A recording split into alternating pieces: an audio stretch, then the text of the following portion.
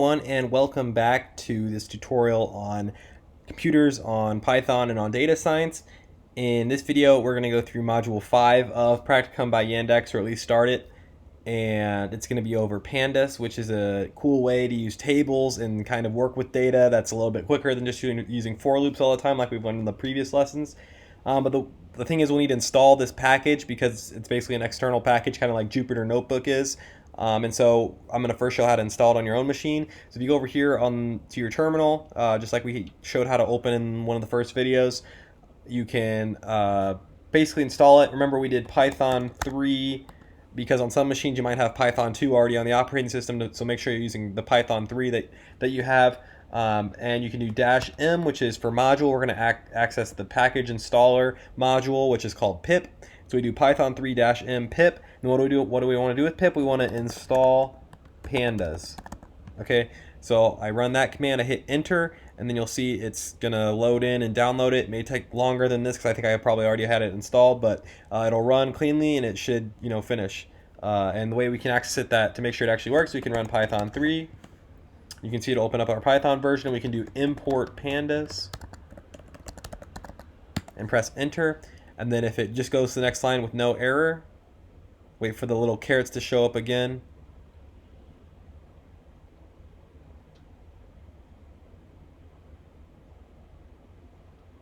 It's taking... I don't know if it should take that long. It might be because you need to import pandas as PD and hit enter. There we go. So it instantly did it that time. So what that's going to do is take all of the pandas package and store it in the PD command so that we can access pandas commands like PD dot and then whatever we want to write. Okay, that's just how to install it. And once you install it, you should be able to use it in your Jupyter Notebook just like any other thing we've done. So with that, we'll get started with the actual lessons.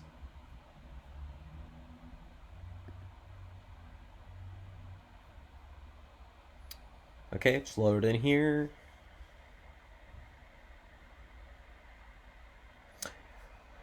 Okay, so we normally need to acquire data, pre-process the data, analyze the data, and formulate the results. And this will learn how to discover the basic methods of pandas, which is reading files, printing data, obtaining summary data, and requesting values from specific table cells. Okay, and this is actually going to use Yandex music, so that's pretty cool.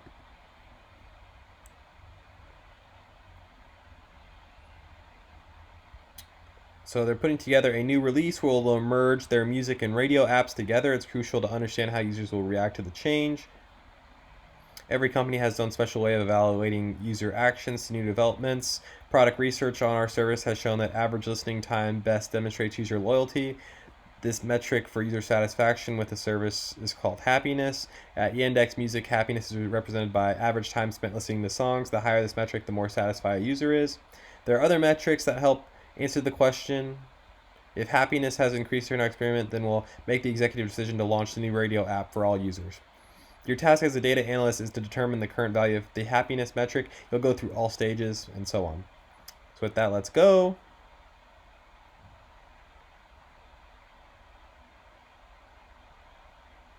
Okay, so for starters, let's look at the data. You can see you have like a gross CSV file readout here. The KS has turned out to be an orderly workable table. Excel could handle this task, but it's better to use a specialized tool, the Pandas library. Libraries are sets of pre-designed methods for solving common programming problems. Out of everything possible with Python, Pandas is most often used for table operations. The word Pandas derives from the econometrics term panel data. It's used to study changes in specific attributes of specific objects over time, e.g. the poverty level in Brazil in the second half of the 20th century. Pandas is a tool versatile enough that it can be used to study virtually any data that can be placed in a table. Wide range of features is what makes Pandas so great and so popular. With it, you get pre-designed methods for every imaginable kind of table manipulation, adding, removing, transforming, aggregating data, simultaneously handling of data from different files, pre-designed methods for working with missing values, identifying problematic data, and successfully annihilating it, usage of data in a variety of formats. You can always rely on the library's vault of highly developed resources as well as consult its active community. We can call the import command in order to access the library's tools. So like I told you, it has to be installed on your machine, but once it is, you should be able to do import pandas, and it should install it, or it should basically let you use it in your notebook. The library is stored in a variable that is also used to call its methods. The community usually abbreviates the variable to PD. So this is what I was showing you earlier. You should be able to run this command, but it was like freezing on my machine. So what actually made it work was import pandas as PD. Okay, and so now at the beginning of the lesson, we were given a data set that needs to be turned into a table. We can do so by calling the Dataframe constructor. The constructor accepts two arguments, a list of data and the names of columns that should be in the table. For example, if the variable atlas stores information about the capitals of different countries, i.e. France is Paris, Russia is Moscow, China is Beijing, and so on.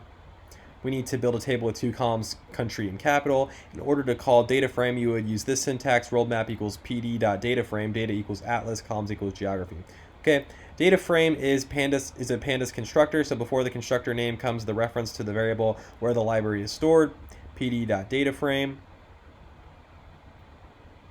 and so on. As a result, the simple list of country capital pairs has successfully become a table with indices and named columns. Now let's create the table with data pertaining to your musical preferences. Okay, so we access Pandas with the variable name PD, so we did that up here, and we should be able to just run that, and it shouldn't do anything because we have no output, but we can check it to make sure it actually imported it.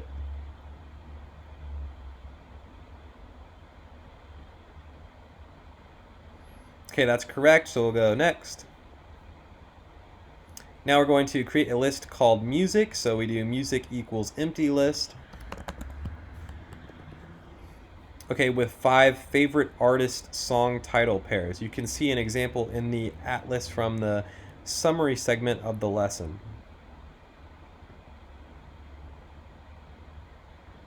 Favorite artist song title pairs.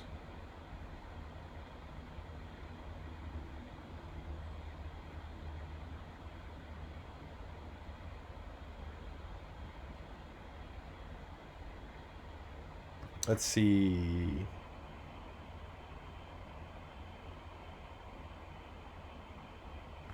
So I guess we need to zoom in on this table and see.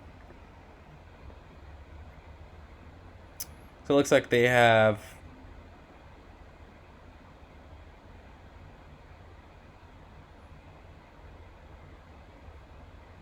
the 0, 1, 2 column is the artist name, and then 0, 1, 2, 3, 4 is the title of the song.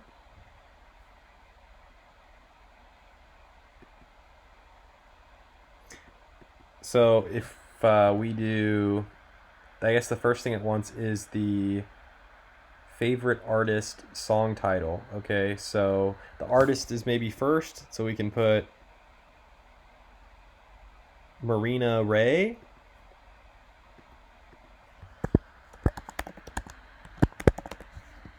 And then what was it? Musica.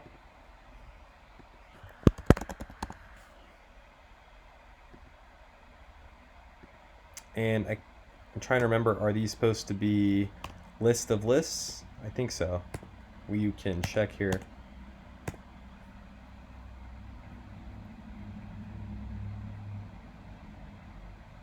Yep, list of lists. And I guess the way they format it is they put it on the next line here. So we can do that. And then put the last one untabbed.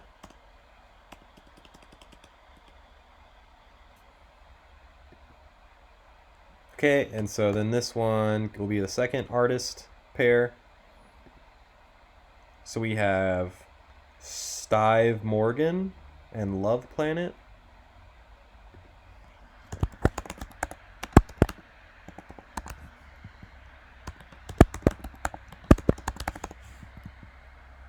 We need a comma here because we have multiple lists.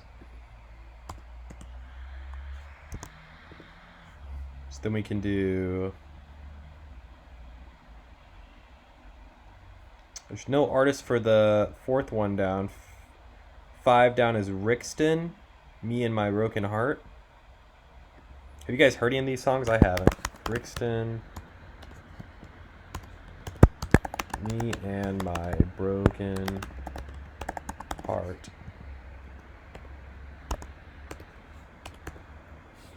So I have 3, we need 2 more.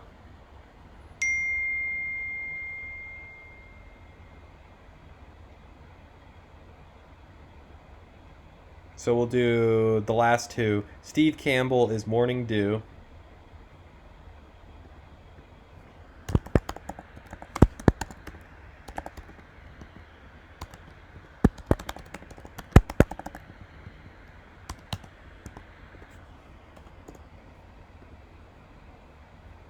And David Severa is Bye Bye.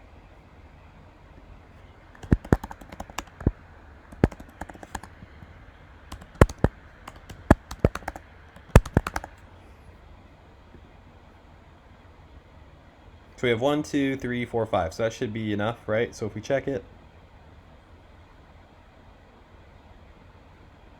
that looks correct. Okay, so next, create a list called entries using the names artist and track for its 2 columns.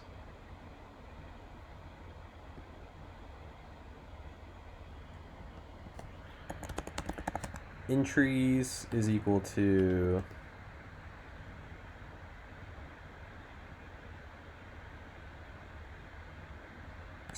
I think, does it just want artist and track? Oh, I guess I need to hit next, sorry.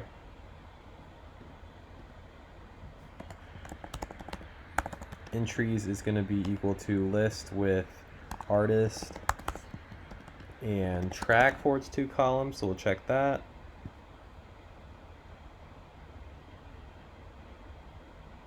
Correct.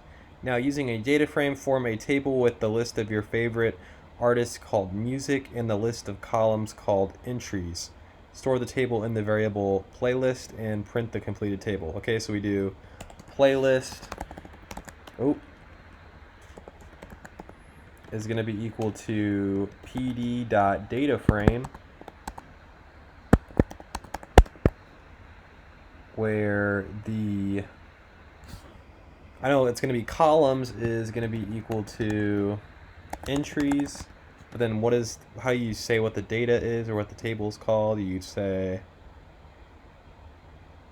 data equals, we'll follow their format, we'll put data first.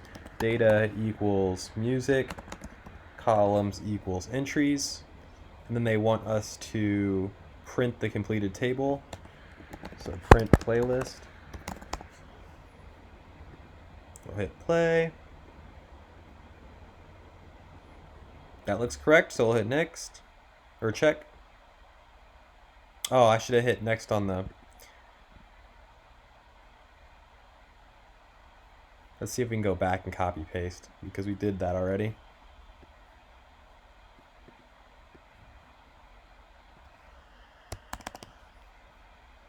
Okay, so if we hit next.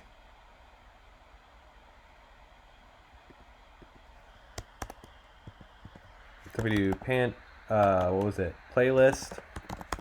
equals pd.dataframe. Do data equals music and columns equals entries. And then we want to print the playlist. See if it's the same thing. It is, so we check. Correct. Okay, next. Data retrieval. Let's say you have a data set. In order to start working with it, you'll need to learn to read the data. So let's figure out how to do this. The data structure data frame is the Pandas equivalent to for the familiar Excel table format. As you will find, data can be stored in many different types of file formats. The most popular format is CSV, or comma separated values. Every row of a CSV file is always represented by a row in a table with data separated by commas. The first row typically contains column headings. Look at how Excel below and a CSV file above display the same string of data. So if we click on this, you can see the columns here are user ID, comma, total, play, comma, and so on, and they grab a row of it, and you can see that before the first comma is goes into the first thing of the workbook, You see, before the comma is 82F5, and that goes into the first cell. Then after the comma, that thing goes in the next cell, and so on. Okay? CSV files are easiest to open by calling the read CSV method from Pandas. So so you can see pd.read_csv, and then you put the file name. The content of the CSV file are saved to the variable df. This is the name that you will see constantly since it's a common abbreviation for Dataframe. Now all of the data from the file can be printed using the printdf command, but it's not always a requirement. There's a good chance that the table will be enormous and that would be impossible to look through. In order to familiarize yourself with the data, pull a few rows from the beginning or end of the table by calling head or tail methods. By default, head returns the first 5 rows of the data set and tail returns the last 5. When you need a number of rows other than 5, pass the number to the method as an argument. For example, head 10 returns the first 10 rows. Now let's tackle the assigned task and open the file with the Yandex music data. Okay, so they print the first 10 of that file. So we want to read the music file musiclog.csv and save it to the df variable. So we'll do import pandas, and then we'll do df equals also import pandas as pd. So we do pd.read_csv, and they're saying the file name in quotes is going to be music_log.csv. And then they want us to store the first 5 rows of data to the variable music head. So this is going to be equal to df.head with how many rows? The first 5 rows. Okay, and they want us to print the variable music head. So print that. We'll play that, I mean. You can see we get the first 5 rows, 0, 1, 2, 3, 4, and it has the data in it that we're looking for. So we'll check that.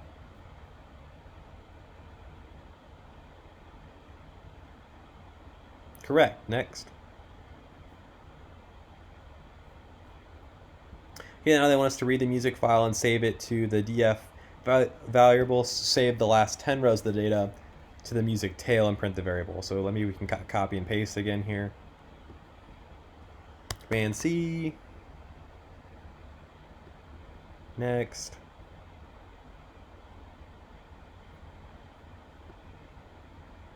Okay, so it just copied it for us, I guess. So df.tail, and this time we want 10 rows. And we call it music tail, and then we print music tail.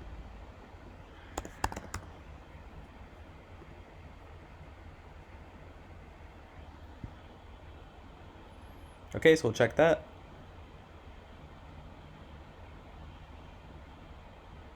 Looks good. Next. The table we've obtained is stored in the Dataframe data structure. Let's try to take a closer look at this object, at what this object is comprised of and what kinds of operations we can perform with it. Dataframe is a 2-dimensional Pandas data structure where each element has 2 coordinates, row and column.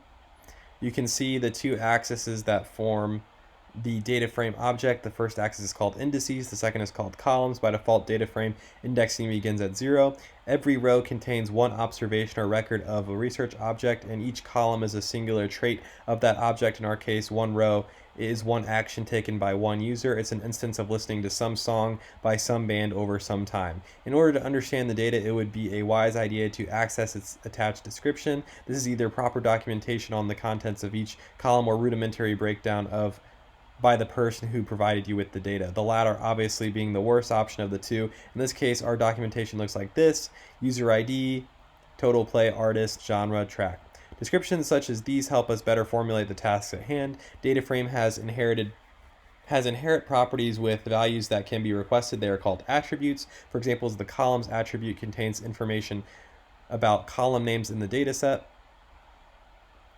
Here the columns attribute has returned a list of column names and reported that each of them is of the object data type. Generally speaking, data types can vary. In order to observe the data type of each column, it's better to use the dtypes attribute. The data type of the attributes match common Pandas data types. In turn, each of them corresponds to a specific Python data type. For instance, the Pandas counterpart of int is int64. The object data type is used when the data doesn't fit into any single category, corresponding to the Python string data type. Below is a table depicting the relationships between Pandas and Python data types. So you can see object is a string, int64 is an int, float64 is a float, bool is a bool. The shape attributes tells us about the size of the data tables. As a result, we get a tuple or unchangeable list with two numbers. The first is the number of rows, the second is the number of columns. There are 67,963 rows and 5 columns in the table. A tuple is a one-dimensional invariable sequence. It's a data structure comparable to a list. It can also be stored in a variable. For example, the artist tuple contains the artist names. But if we try to change an element of the tuple, Python will return us an error. We can request information about either the entire tuple or of its individual elements. A tuple is essential for storing and reading data that should be left alone. It's similar to a text file that has been restricted from editing. By simply calling the info method, you can retrieve all the information that different data frame attributes provide. By examining the results returned by this method, analysts are able to devise a suitable strategy for working with the table.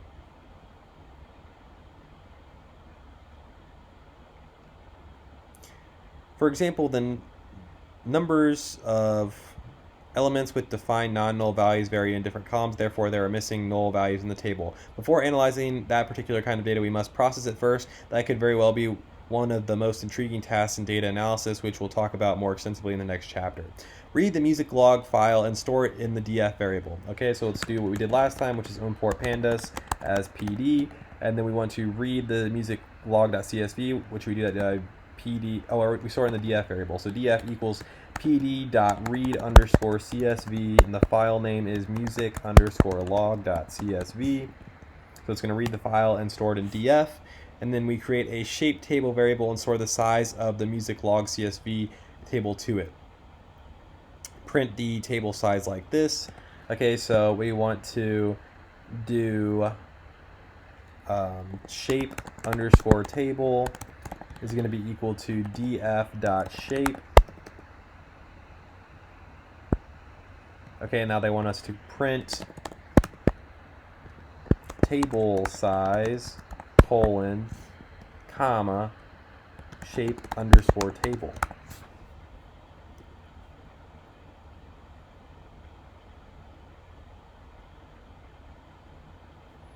Okay, so we don't put parentheses after a shape, I guess. It's just, okay, so that looks about right.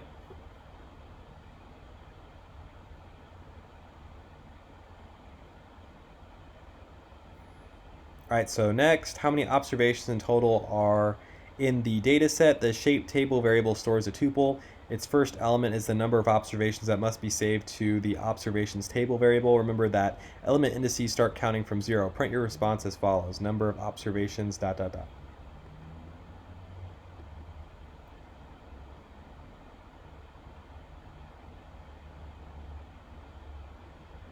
Okay, so we gotta hit next first.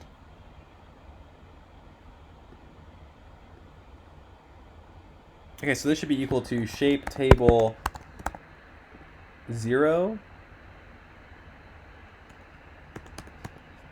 So this should give us the first element of the tuple, and they want us to print it as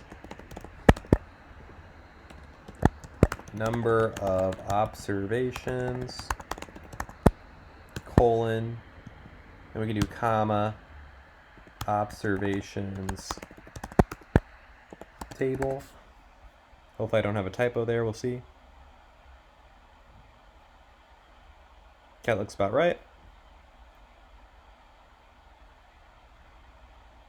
Video cut out, but we're back here, and the next step is to find the number of observations of the information returned by the info method, then manually assign this number as the value of the variable observations_info table. Okay, so remember the way we're going to get the number of observations is we're going to get the shape of it, and we're going to get the first index of the shape. So if we move to the next,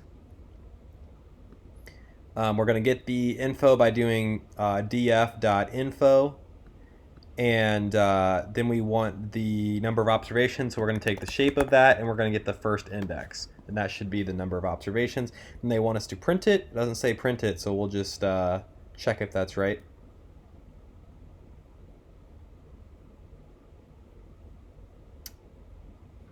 None type has no attribute shape. So I thought this was a type of data frame. So we'll just print df.in or print df.info here.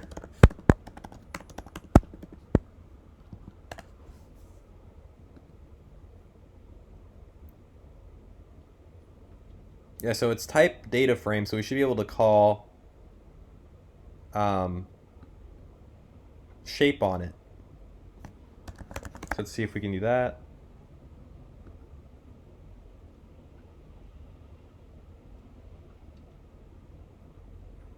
So maybe we store it in something first. So we can do df info equals data frame, or maybe it's not actually of type data frame and I'm just mistaken.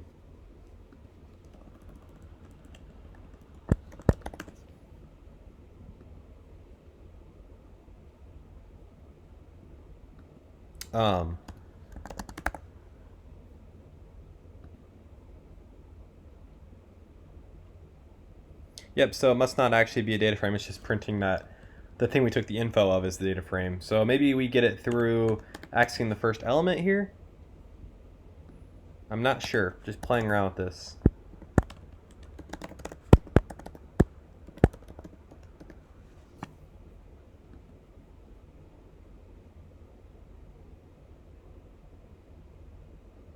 Not subscriptable. Okay, let's look up here to see how they did it.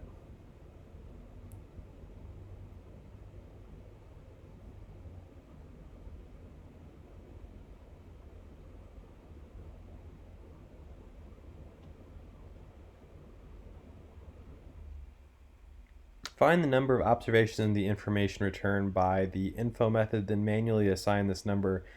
Oh, I see what they're saying. Okay, so we're printing df info. So we actually don't even need to store it in a variable here. They say we have to put it in manually, which is unfortunate they do it that way.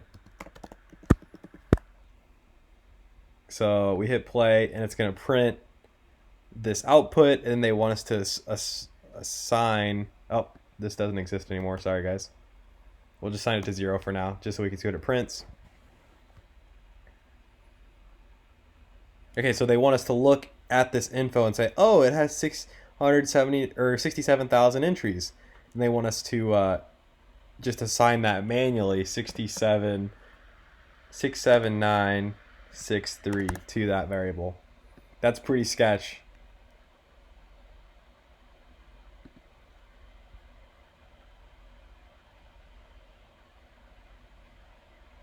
But that's correct.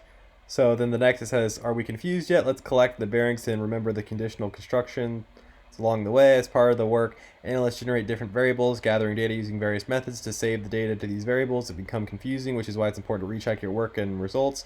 Compare the results in the observations info table and the observation table values. If the values of these variables are the same, then print the number of observations following this message. The solution is correct. The number of observations is, and then observations table. If the values of the variables don't match, then print the message the solution is wrong, try again. We can see they don't match because artist only has 60,000.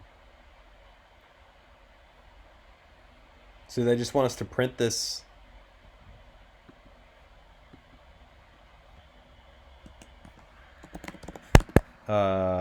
This message.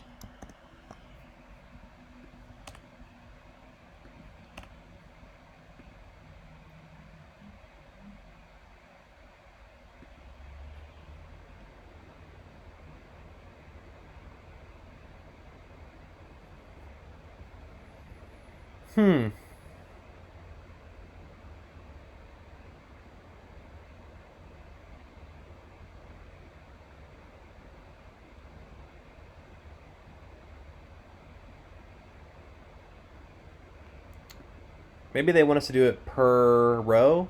But we'll just copy and paste this right now to see.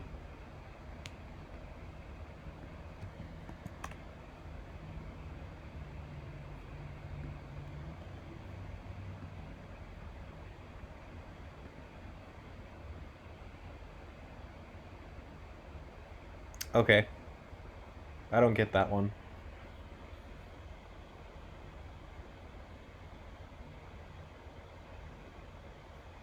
Indexing a frame. The time has come to finally retrieve data necessary to complete the task. Actually, I'm just going to end it here because this video is getting kind of long. We'll finish this next time.